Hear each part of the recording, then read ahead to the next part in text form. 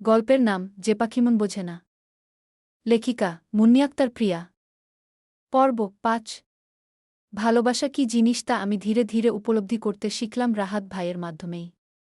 তিনি প্রতিটা দিন যেন আমাকে বাধ্য করছিল তাকে ভালোবাসার জন্য। উহুম। সে আমাকে কোনো জোর করছিল না। তার ভালোবাসা প্রকাশের মাধ্যমগুলোই যথেষ্ট ছিল তাকে ভালোবাসার জন্য। মায়ে তো অনেক আগেই আটকে গিয়েছিলাম, এখন নতুন যোগ হয়েছে ভালোবাসা শব্দটি। আমি জানি না এটা আদৌ ভালোবাসা নাকি অন্য কিছু। তবে তাকে ছাড়া এখন আর আমি অন্য কিছুই ভাবতে পারি না। তাকে খুব বেশিক্ষণ না দেখে, কথা না বলতে পারলে অস্থির অস্থির লাগে। দম বন্ধ হয়ে আসে। আমার প্রায় সময় মনে হয় তাকে সামনে বসিয়ে সারাক্ষণ শুধু দেখি। তার চুলে মুখে হাত বুলিয়ে দিতে ইচ্ছে করে। তাকে ভালো থাকতে দেখতে ভালো লাগে। তার হাসি, তার কথা, যত্ন সব ভালো লাগে। এই অনুভূতিগুলোর নাম যদি ভালোবাসা হয় তবে আমি সত্যিই তাকে ভালোবাসি। কিন্তু ঠিক এই জায়গাতেই আমি আবার থমকে যাই। চাচ্চু এবং চাচিমনির মুখটা ভেসে ওঠে চোখের সামনে। তারা কখনোই এই সম্পর্ক মেনে নেবে না। উল্টো আরও ভীষণ কষ্ট পাবে। রাহাত ভাইয়ের ভালোবাসা গ্রহণ করে তাকে ভালোবাসা মানে হলো অন্যদিকে চাচ্চু এবং চাচিমনিকে কষ্ট দেওয়া।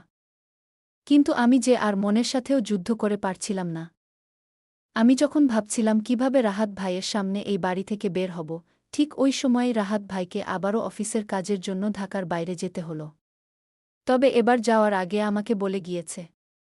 তার সেই মায়া মেশানো কণ্ঠে বলেছে, আমাকে ছেড়ে যেও না। খুব জলদি আমি ফিরে আসব। আমি প্রত্যুত্তরে কিছুই বলতে পারিনি। তিনি কোন ছেড়ে যাওয়ার কথা বলেছেন আমি তাও জানি না। কিন্তু যখন ঢাকায় ফিরে দেখবে আমি আর নেই এই বাসায় তখন কি করবেন তিনি? রাহাত ভাই চলে যাওয়ার পর আমি আস্তে ধীরে আমার সব জিনিসপত্র গুছিয়ে নিচ্ছিলাম। ম্যাক্সিমাম জিনিসপত্র চাচিমনিই গুছিয়ে দিয়েছেন।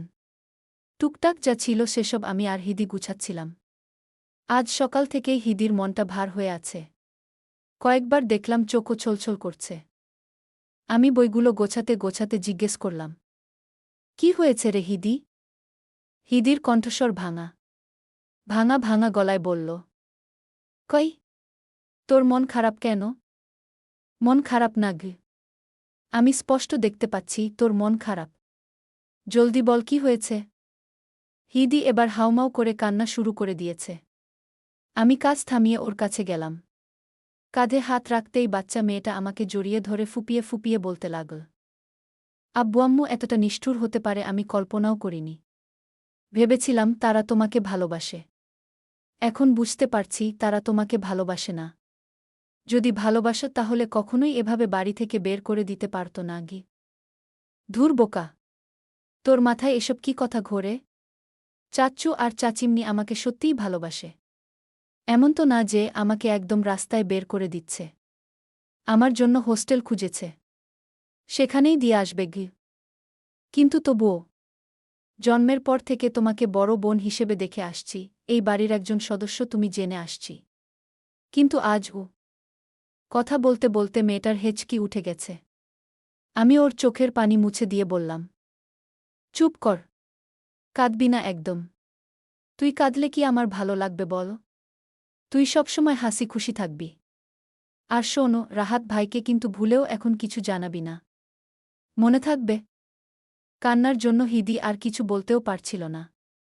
আমি ওকে বুকে জড়িয়ে ধরে পিঠে হাত বুলিয়ে দিতে লাগলাম। বিকেলের মধ্যে সব গুছিয়ে আমরা হোস্টেলের উদ্দেশ্যে বেরিয়ে পড়েছি। চাচ্চু আর চাচিমনিও এসেছে সাথে। আমার হোস্টেল ৩ তলায়। আজই প্রথম এলাম। এর আগে দেখতেও আসিনি। চাচ্চুর ওপর ভরসা ছিল। চাচ্চু অবশ্যই সেই ভরসা রেখেছে। বিশাল বড় একটা রুমে মাত্র আমরা দুজন থাকব। আমার রুমমেটকে অবশ্য এখনও দেখিনি। বাসায় নেই হয়তো। আমার সিট একদম জানালার পাশে। দক্ষিণা বাতাস আসে এখান থেকে। ভেতর থেকেও সুন্দর একটা ভিউ দেখা যায়। কিন্তু আমার মনটাকে যেন আমি সেই বাড়িতেই আমার রুমে রেখে এসেছি। চাচিমনি আমার পুরো রুমটাকে গুছিয়ে দিলেন। সব কাজ শেষ করতে করতে মোটামুটি সন্ধ্যা হয়ে গেছে। মাগরিবের আজানের পর কাজ শেষ হয়েছে। চাচিমনি হাতমুখ ধুয়ে এসে বিদায়ের প্রস্তুতি নিচ্ছে। এদিকে আমার বুকটা ফেটে যাচ্ছিল। মনে হচ্ছিল এই বুঝি আমি কেঁদে ফেলব। চাচিমনি শাড়ির আঁচলে মুখ মুছে বললেন, আমি তাহলে এখন যাই। কান্না এসে অলরেডি আমার গলায় দলা পাকিয়ে বসে আছে। কথা বের হচ্ছিল না মুখ থেকে।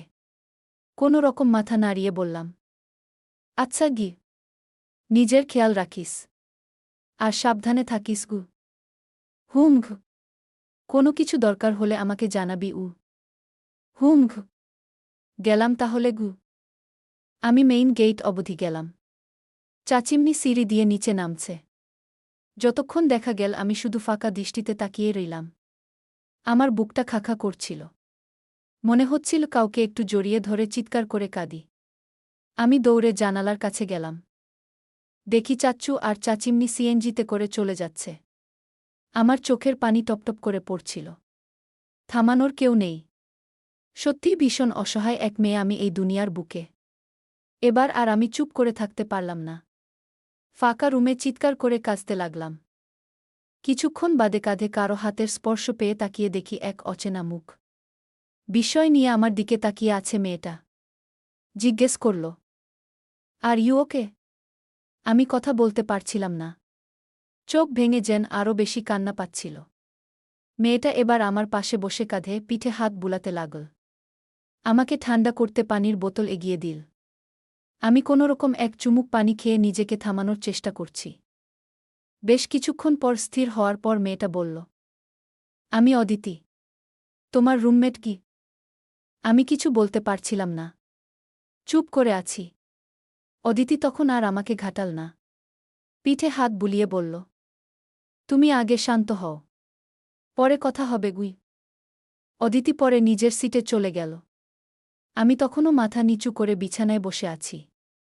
সব কিছু ছাপিয়ে আজ রাহাত ভাইয়ের কথা ভীষণ মনে পড়ছে। মনে হচ্ছে একমাত্র তাকে সামনে পেলেই আমার অস্থির মনটা শান্ত হবে। কিন্তু ভাগ্যের এমনই নির্মম পরিহাস যে সেই মানুষটাও এখন কাছে নেই। কয়েকবার মনের সাথে যুদ্ধ না করে তাকে অবশেষে ফোন করতে গিয়েছি। নাম্বার ডায়াল করেও কেটে দিয়ে জাস্ট একটা মেসেজ করেছি, আপনাকে ভীষণ মিস করছি। রাত 12টা নাগাদ রাহাত ভাইয়ের কল এলো আমার ফোনে। আমি তখন অল্প একটু খাবার খেয়ে শুয়ে পড়েছি। বাসার কথা মনে করে একা একা কাঁদছিলাম। ফোন রিসিভ করতেই রাহাত ভাই আমার কণ্ঠ শুনে বুঝে ফেললেন। জিজ্ঞেস করলেন, কি হয়েছে প্রিয়? কাঁদছ কেন তুমি? আমার কান্নার দমক যেন আরও বেড়ে গেল। ফুপিয়ে উঠলাম সঙ্গে সঙ্গে। তিনি ফোনের অপর প্রান্ত থেকেই অস্থির হয়ে বলতে লাগলেন, এই প্রিয়, কি হয়েছে তোমার? বলো আমাকে। কাঁদছ কেন এভাবে? বাড়ির কেউ কি কিছু বলেছে তোমাকে? আমি কান্না আটকে বললাম, না গি। তবে কাঁদছ কেন? আপনার কথা ভীষণ মনে পড়ছে গি। তাই? বোকা পাখিটা কি তবে সত্যি সত্যিই আমাকে ভালোবেসে ফেল? আমি নিশ্চুপ। তিনি বললেন, কিন্তু আমার মনে হচ্ছে তোমার কান্নার কারণ শুধু এটাই না। আরও কিছু হয়েছে। বলো তো কি লুকাচ্ছ আমার থেকে? কিছুই না গে। আমি কি চলে আসব? রাহাত ভাইয়ের কণ্ঠে অস্থিরতা। আমি চোখ মুছে বললাম, না, কাজ শেষ করেই আসুন গে। তাহলে কথা দাও কাঁদবে না? মন খারাপ করবে না? হুম কি? বলো কথা দিচ্ছি গি। আমি চুপ করে আছি। তিনি তাড়া দিয়ে বললেন, কি হলো? বলো। কান্না আসলে কি করব? তিনি হেসে বললেন, আমাকে ভালোবাসবে। আমাকে মেসেজ করবে গুই। সেদিন রাতে প্রায় 20 মিনিটের মতো কলে আমার সাথে কথা বলেছেন তিনি। আমাকে হাসিয়েছেন। আমার মন ভালো করেছেন। আর ঠিক এভাবেই আরও এক পা যে এগিয়ে আমিও তাকে ভালোবাসতে শুরু করেছি। সত্য সবসময় এতটাই ধারালো হয় যে বেশিদিন লুকিয়ে রাখা যায় না। তা একসময় না একসময় সামনে বেরিয়ে আসবেই। এই যেমন এত বড় ঘটনা এতদিন বন্ধুদের থেকে লুকিয়ে রেখেছিলাম, কিন্তু আজ ঠিকই সবাই জেনে গেল। কলেজ ছুটির পর যখন আমি রিকশা না নিয়ে হেঁটে হোস্টেলের দিকে আসছিলাম ঠিক তখনই ওরা আমাকে চেপে ধরেছে। আমি মিথ্যা বাহানা দিলাম, যাতায়াতের অসুবিধার কথা বললাম। কিন্তু লাভের লাভ কিছুই হল না। রাস্তার মধ্যেই আমাকে জোরজবরদস্তি করছে কি হয়েছে তা জানার জন্য। উপায়ান্তরহীন হয়ে সম্পূর্ণ ঘটনা আমি সংক্ষিপ্ত আকারে বললাম ওদের। খেয়াল করে দেখলাম সবার চোখে মুখেই বিরক্তি ও রাগ। সায়রা রেগেমেগে বলল, এগুলো কেমন ধরনের ফাইজলামি ভাই? স্বার্থে আঘাত লাগলে মানুষ এভাবে বদলে যেতে পারে? মিতু বলল। তাছাড়া এখানে প্রিয়তার দোষটা কোথায় আমি তো সেটাই বুঝতে পারছি না। তাদের ছেলে আগ বাড়িয়ে ওকে ভালোবাসছে। ও তো আর ভালোবাসতে যায়নি গি। সুমন খুব হতাশ হয়ে বলল। মানুষ এমন নিষ্ঠুরও হতে পারে? সবার চেয়ে বেশি রাগ দেখিয়ে আকাশ বলল। রাহাত ভাই এরকম নিশ্চুপ কেন এখন? তিনি কেন কোনো পদক্ষেপ নিচ্ছেন না? আমি তার জায়গায় থাকলে এতক্ষণে জোর করে হলেও বিয়ে করে ফেলতাম গে। আমি দীর্ঘশ্বাস নিয়ে বললাম। তিনি এখনও কিছু জানেন না গে। কেন? বলিসনি তাকে? আমি উত্তর দেওয়ার পূর্বেই দেখলাম রাহাত ভাইয়ের গাড়িটা এসে একদম আমাদের সামনে থেমেছে। তিনি যখন গাড়ি থেকে নামলেন তখন তার চোখে মুখে প্রচণ্ড রাগ। তার সঙ্গে আরও 4 জন ছিল। 2 জন মেয়ে ও 2 জন ছেলে। কিন্তু তাদের কাউকেই আমি চিনি না। আমরা সবাই শুধু বিস্ময় নিয়ে তাকিয়ে আছি। রাহাত ভাই কাছে এসে গম্ভীর হয়ে বললেন। বলনি কেন আগে? আমি একটু থতমত খেয়ে বললাম। কি বলবো? তিনি জবাব দিলেন না। হাত ধরে বললেন। চলো কোথায়? বিয়ে করতে আমি সহ আমরা সবাই হাঁ করে তাকিয়ে আছি। বিস্ময় নিয়ে বললাম। কি? রাহাত ভাই একটু বিরক্ত হয়ে বললেন। কানে শোন না তুমি? সমস্যা হয়েছে কানে? কাজী কবুল বলতে বললে শুনবা তখন? কি সব বলছেন? বলেছি বিয়ে করব। বউ বানাব তোমাকে আমার হোয়াট?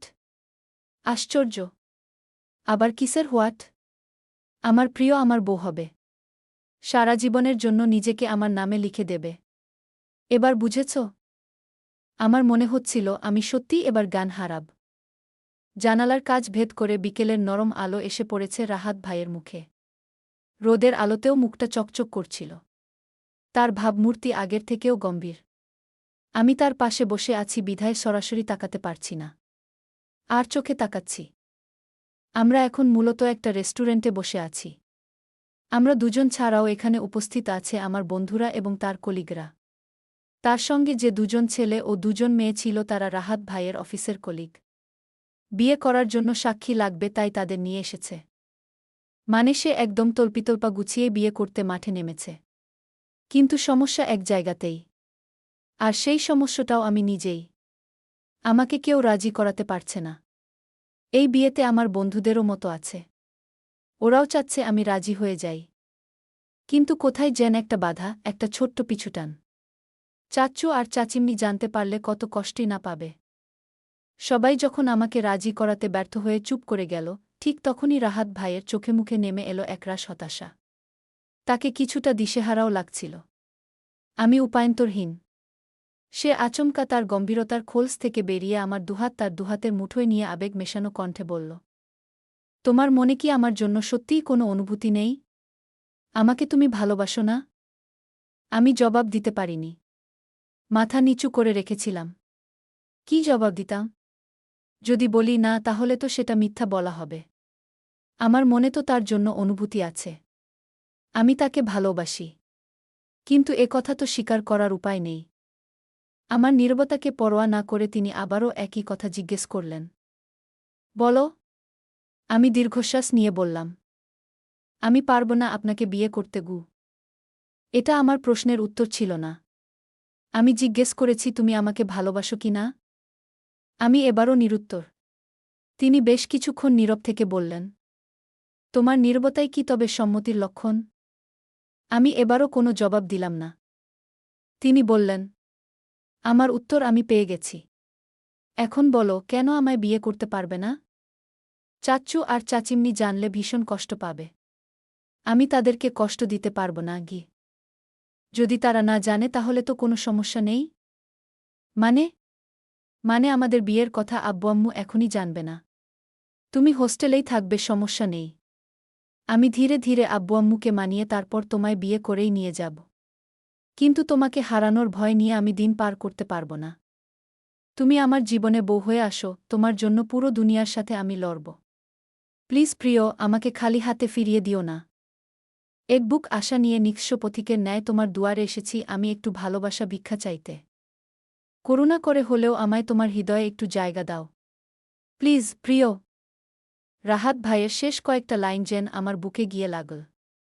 এত অস্থির আর এত কষ্ট লাগছে। আমার চোখ টলমল করছে।